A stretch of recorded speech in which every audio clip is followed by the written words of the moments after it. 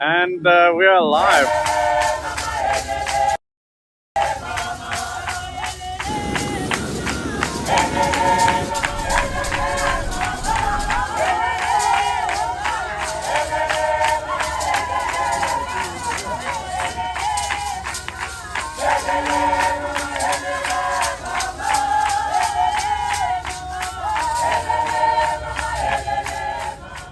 Hey, I'm Matt, a live streaming YouTuber, and here we are at a place called The Peak in Hong Kong.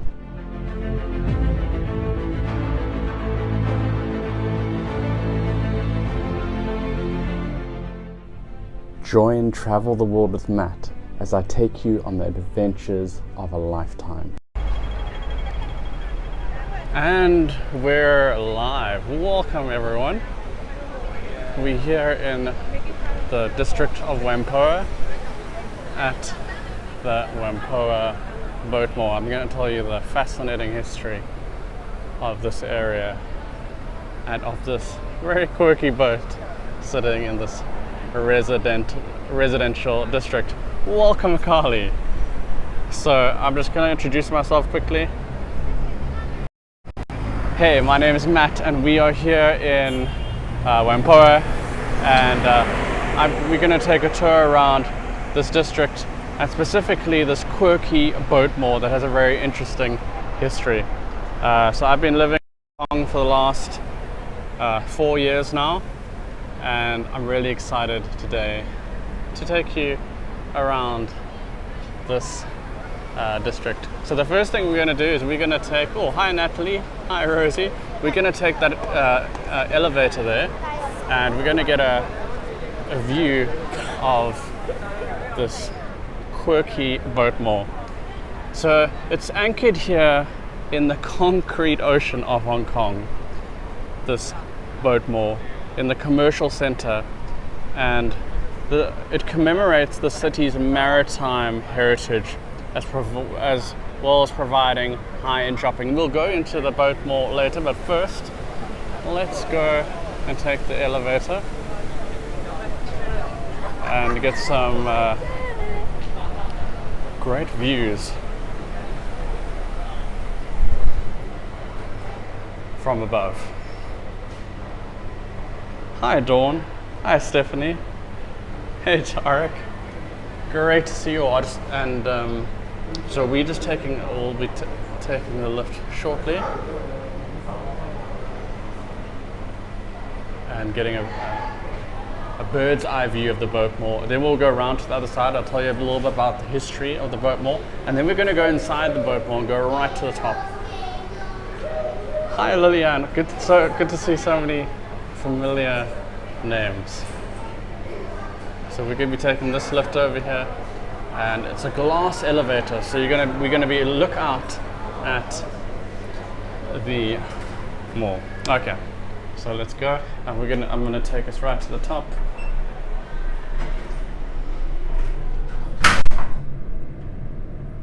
Here we are. Enjoy. So there you can see the boat moor, and as we go higher,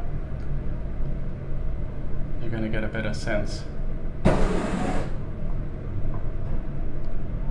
Hey Adriana, hey Julie.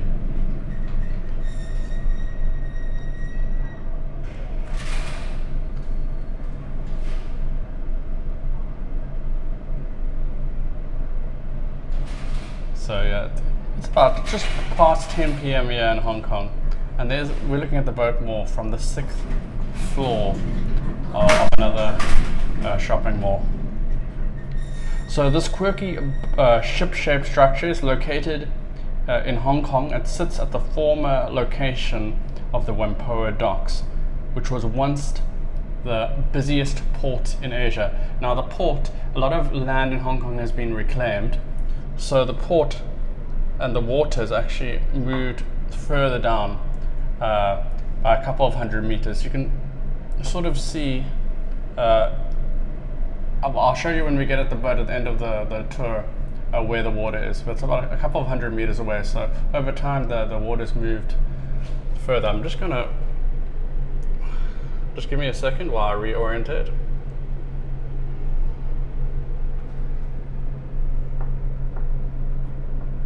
I just want to give you really clear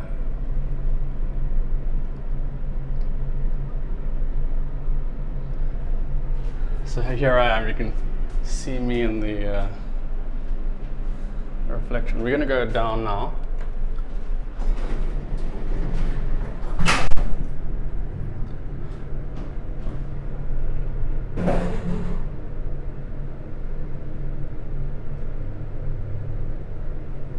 Yeah, so I've done this tour during the day before, but the coming on this elevator just gives you like a great sense of where it's located and what it looks like. Okay. Okay, great. So we're gonna now walk across the road and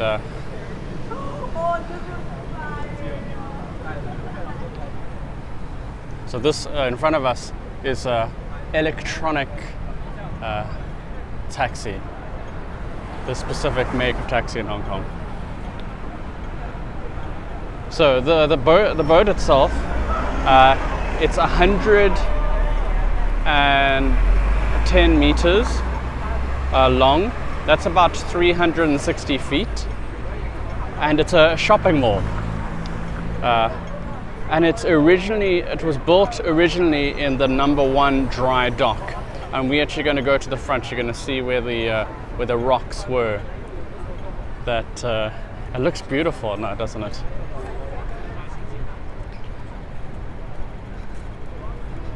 So we're going to walk along outside, and then now you can see this is a fairly recent residential area, but it's got a different feeling to the rest of Hong Kong. And at the end of the tour, when we get to the top of the boat, I want to show you some of the detailing here. They've even got lifeboats. I'm going to stop now just for a second. And they've got lifeboats right at the top there. Really nice little detail.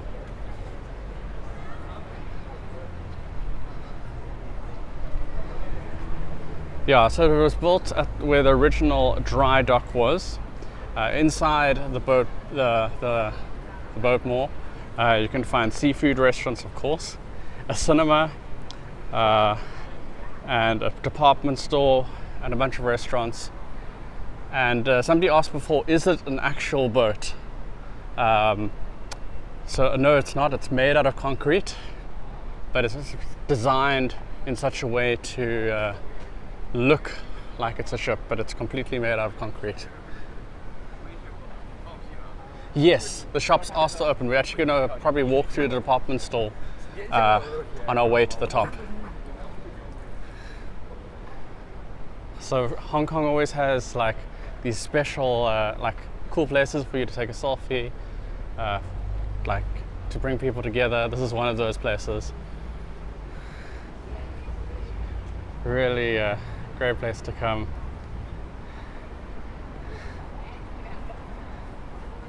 And take pictures. Now, let's talk a little bit about the history. Yeah, in Hong Kong, people go to bed pretty late and wake up late. I mean, Disneyland opens at 10:30 here, and that's why you're seeing, even though it's about 10 past 10 here, you're still seeing kids running around. Of course, it is school holidays right now as well, so that's why everybody's up. So, a little bit of the history of Hong Kong. Hong Kong was leased to the British because of the Opium Wars. So there was trade between China and Britain, but Britain was just buying Chinese goods, and there was like a deficit. And so in order to, so because China was just collecting gold, they had to get the money back somehow. And Britain started selling drugs, specifically opium, and there were wars fought over that. And eventually the Chinese agreed to lease the area of Hong Kong. I'm just giving you a shortened version of the history. And And then in 1860, this area, part of Hong Kong, so originally it was just Hong Kong Island, which is, if we just walked a little bit further, we would get to the harbour. I just want to walk across so we can get a better view. It was just Hong Kong Island, but then in 1860, this area that we're in now, the area that is called Kowloon, was also ceded to Britain. And so that's in 1860, this area here was ceded to Britain as well. And 4 years later, the Whampoa dock was built along the Hung Hom Harbour. The Hung Hom Harbour, I'm just going to show you in the direction where it is. It's just a couple of 100 meters down here. In fact, you can take a ferry. If we were just to walk to the end of this road, we could take a ferry and go across to Hong Kong Island. Yeah, it's beautifully lit up.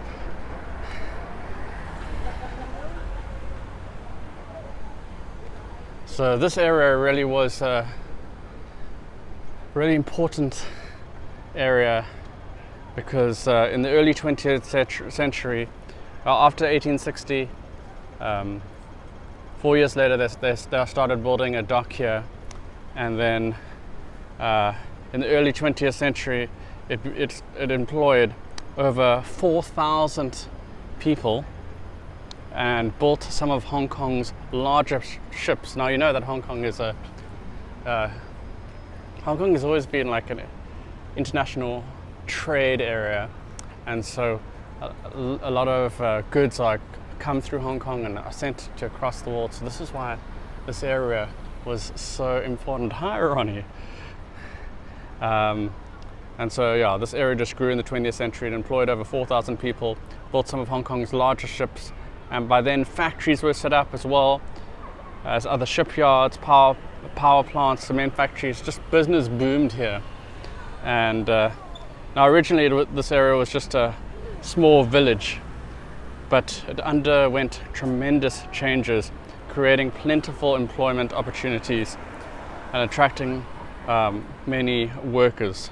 And hence there was a large demand for housing, which contributed to the building of houses and shops and schools and temples in this area. However, its prominence attracted some unfortunate company in World War II, when it was the site of a major bombing offensive and occupation by Japan. Japan, I think, occupied Hong Kong for about 3 years during World War II. And this area, because it was so strategically important, was completely destroyed. And as we walk back, we're going to have a look at a memory to that time. Let's just cross the road quickly. It really does feel like this boat has always been here, and like we're just coming to it is really unusual. So here you can see, we're gonna walk to it now. You can see this is where the dry dock was. You can see the rocks are still here, and the boat itself sits in water.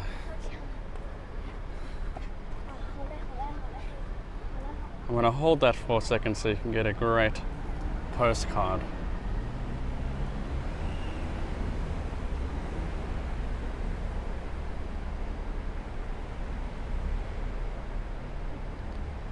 Now, Hong Kong, about 10% of land in Hong Kong has been reclaimed, and so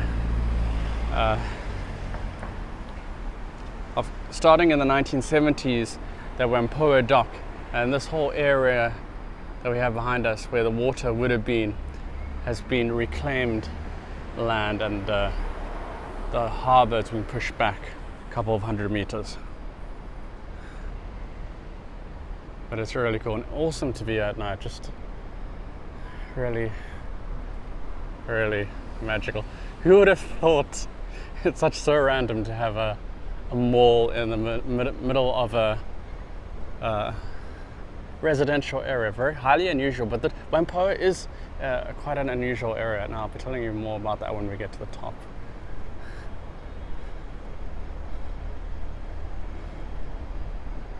When I first came to Whampoa, I worked here for a couple of days, and I felt like there's something about Whampoa that just doesn't feel like it's the rest of Hong Kong. It's got a different feeling to the rest of Hong Kong, but I couldn't put my finger on what that was, and I figured it out. I'll tell you what makes why Whampoa feels different, slightly different to the rest of Hong Kong. So here we've got a cannon that they've erected here. This is in memory of the staff of the Hong Kong Whampoa Dock Company who gave their lives in World War I and World War II. Yeah, you can see it.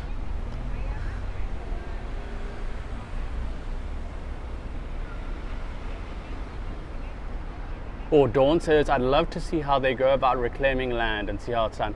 Well, I can tell you and how they do it, because a lot of land, even Hong Kong Disneyland and large parts of Hong Kong Island are built on reclaimed land. The short of it is there's a province in China that on the mainland China whose not like number one export is sand, and so they just get a lot of sand and throw it down, and then boom, you create extra land. That's the short answer.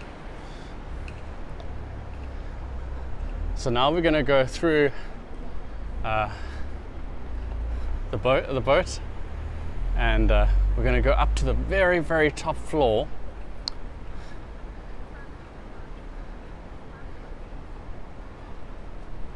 And they're currently reclaiming land in the airport, so they're building a third runway. And so if you wanted to get a look at how they do that, I'm sure there'll be some videos. In fact, the whole of the new airport in Hong Kong was built on two islands that were reclaimed, and then the seabed between these two islands was reclaimed, and so they flattened these two rocky islands and then reclaimed the seabed in between them, and then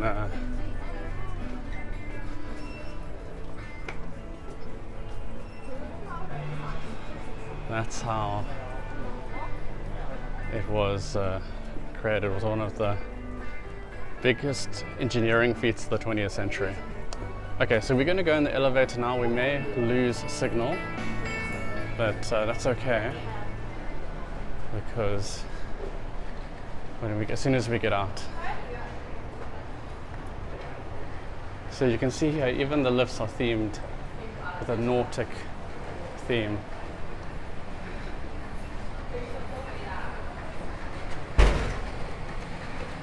So we're going to get in this lift over here.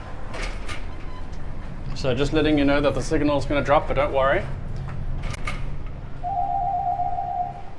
Okay, so there's a restaurant, it's now closed, a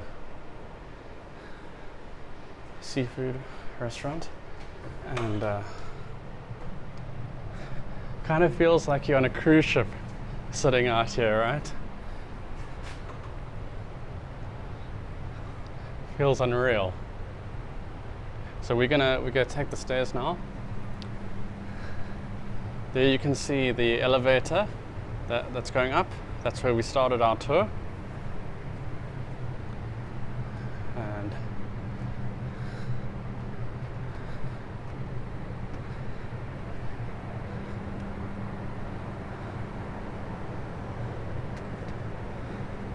here's Whampoa, beautifully lit up.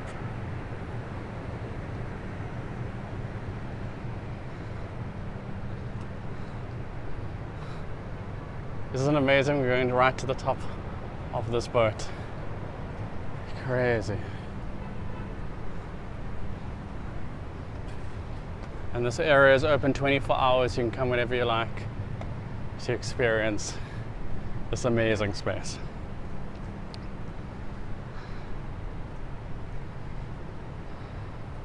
Now, starting in the 70s, they reclaimed this land, which was originally the harbour and the old shipyard. But then in 1985, the shipyard was transformed into this private housing estate. This whole area you see around. I'm going to do a 360 so you can see.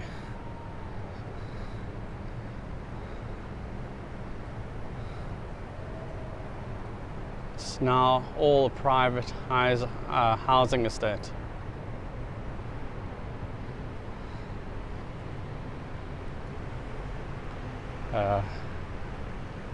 And of which the Whampoa cruise ship shopping centre was erected right in the middle of the housing estate, conspicuously stranded in a long pool which used to be one of the actual docks. And this massive 360-foot cruise liner features theatres and department stores that we walk through. The one interesting fact, and why I always feel like Whampoa just feels different to the rest of Hong Kong, is that the buildings here, hey, welcome. Hey Beta. I'm sorry, I hope I pronounced your name correctly. Whampoa has always felt really different for me to the rest of Hong Kong. I couldn't put my finger on it, but I'm going to tell you what it is. So, compared to the rest of Hong Kong has the highest, is like one of the most densely populated cities in the world. But you'll notice in Whampoa that the buildings are not as high as some of the other buildings you may have seen in Hong Kong, like the ones we can see straight ahead. I'll zoom in a little later when we go closer there. So the buildings here are not as tall as the rest of the buildings you find in Hong Kong. And the reason for that, here are the lifeboats. So we saw them from the bottom, and now we get to see them from the top.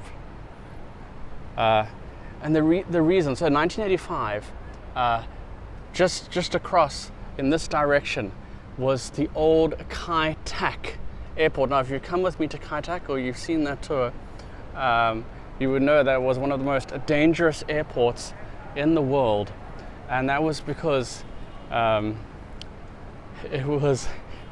planes had to land in a really built-up area, and because Whampoa is very close, right next to Kai Tak, all the buildings here had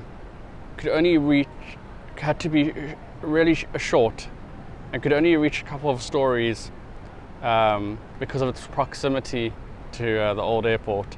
So for safety reasons, there was a height limit placed on buildings constructed in the area until the airport closed in 1998. And that's why this area, when you come here, just feels different to the rest of Hong Kong, and it's because the buildings here are not as high as the rest of the buildings. So it's just got a different feeling to the rest of Hong Kong. And I'm gonna turn around quickly and show you, give you a nice little view of the boat and then the apartments right over here.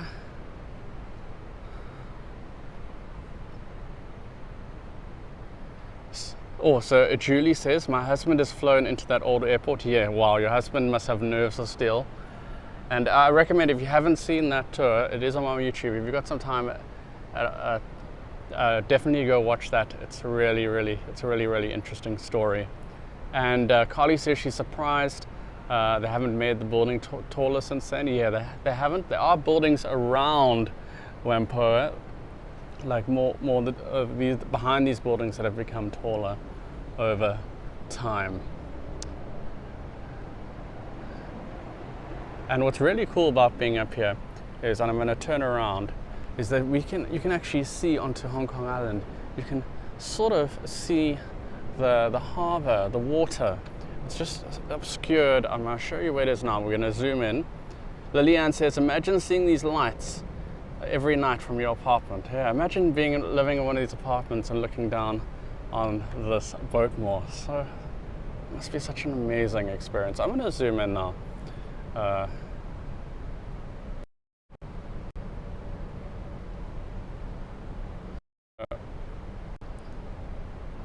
And then I'm going to hold it a little bit. Okay, so where you see those, I'm just going to put my finger in. Let's see, where's my finger? Okay, where you see that white dot, all of that is on Hong Kong Island, and all those buildings behind that white square, that's all Hong Kong Island. And there's a narrow gap of the water where Victoria Harbour is separating where we are in Kowloon from Hong Kong, just a couple of 100 meters away from us now. So all this land in front of us, all reclaimed.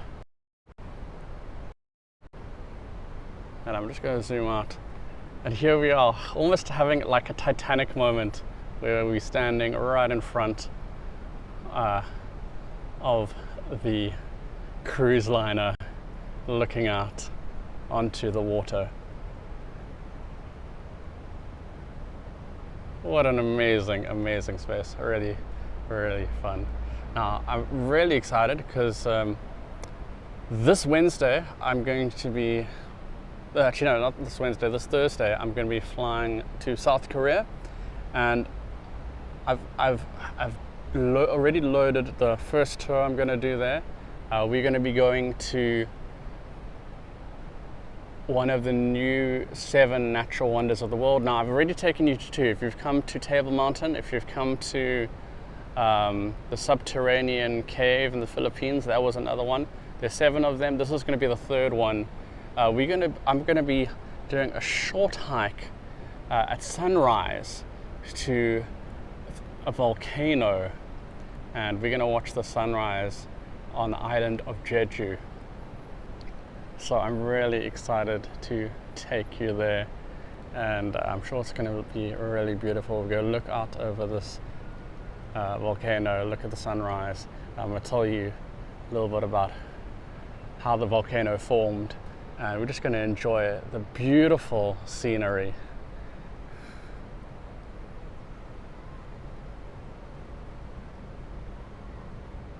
Oh, Stephanie says my dad lives in South Korea. So that'll be one. There'll be a couple more tours. I'm still planning them out. I know I just need to figure out the timing. It's a little bit difficult when you're traveling to making sure that you're at a place at the time you say you're going to be there. Sometimes that's a little bit tricky. So I'm just trying to work out those logistics. But really excited to take you there. But if you do miss a tour, or maybe it's at an inconvenient time, don't worry, I leave all the tours I do right here on YouTube for you to watch at your leisure.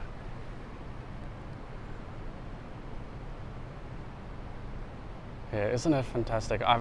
What's great about this is I've expanded the lens, so we're going to be able to take in so much. Barbara says, missed it if you shared, but what brought you to this part of the world? I haven't shared, but I worked in South Africa for 11 years. I worked in the TV and film industry, and then I moved to Hong Kong. I wanted to change career and be in a new environment that challenged me. And so I'm really happy to be here in Hong Kong. I've been here for 4 years, and it's been really cool. I'd never been to Asia before. And I really like it here. So I'm going to switch around quickly and just say thank you so much for joining me. I just want to also say thank you for everyone that's following me on YouTube. You guys have inspired me just by subscribing and coming to my live streams. It's really encouraging. So I just want to say thank you so much for that. Are you going to Seoul? Yes, we're going to Seoul. I'm going to start in Jeju. I'm going to go to Busan, and then we're going to go to Seoul. Sorry, my pronunciation's a bit off. So that's the trip to South Korea, and then after that, like a week or two after that, we're going to be going to Singapore. So and we're going to meet a former Hago guide in Singapore. So I'm really excited to meet whoever that person is, and we're going to chat to him. So that's going to be awesome. So pleasure, and thank you guys for tuning in. It really inspires me. So thank you so much for joining me. If you haven't subscribed, please subscribe, and then you'll get alerted for the tours that we're doing in South Korea and Singapore. I've got a Facebook group if you want to follow that. There's a lot of behind the scenes there, and if there's any extra information about places I'm going, I post there. So if you want to follow me there, all those details are on my YouTube channel. And I don't want to reveal who it is, but it is one of those people. Yeah. So yeah, thank you so much for joining me, and I'll see you in South Korea. Barbara says, thanks a million, hope to see you again soon, and great job tonight. And Dahlia says, wonderful, thanks. And Tarek is trying to figure out who it is. I will keep it a secret until we meet that person. Okay, goodbye everyone. Thank you for joining. I'm gonna reverse the... So keep on exploring, keep on adventuring, and I'll see you in South Korea.